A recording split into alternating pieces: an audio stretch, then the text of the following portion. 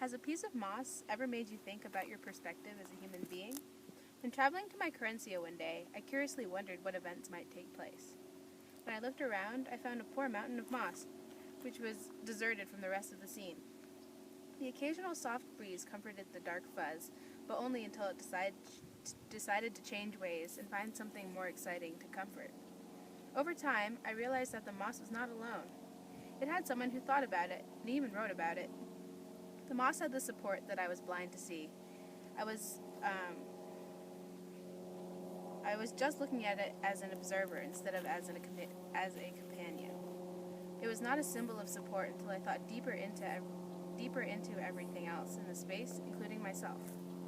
There are always connections to make and new insights to analyze. Mycorencia is a place for me to look from different perspectives and not just from my own. In the readings of Solnit and Thoreau, I find that nature is relatable and engaging by being able to discover new perspectives which demonstrate human growth. Nature is relatable because we can see our own behavior through its actions. It imitates us as we observe its relationships. We can find different patterns in other species, such as ants, that have us reflect on our relationships with each other. Thoreau's analysis of an ant battle in Brute Neighbors shows that he was directly in that moment and was really noticing how nature was acting. Thoreau expresses that I myself excited somewhat, even as if they had been men.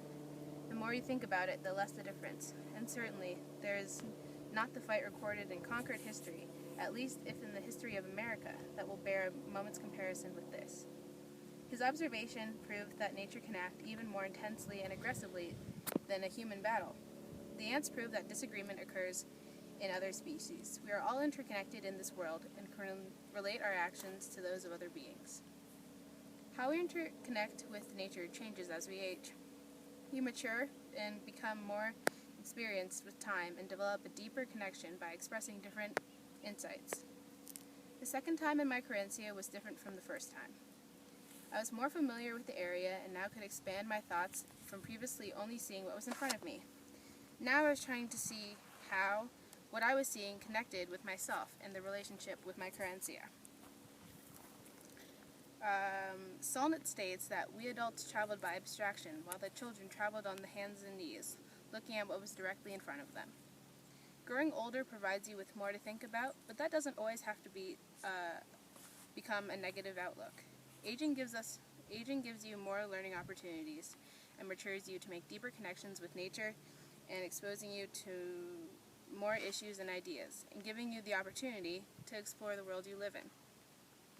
In Mycorencia, I have not yet found a perfectly peaceful place that I have connected with, but I have gained a better understanding of different perspectives from being in my place.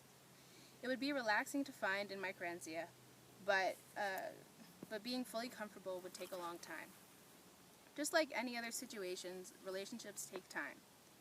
I think it is important to learn something new from your Mycorencia every time you visit, and I don't think it is crucial to feel totally at peace, but rather totally engage in the space where you are.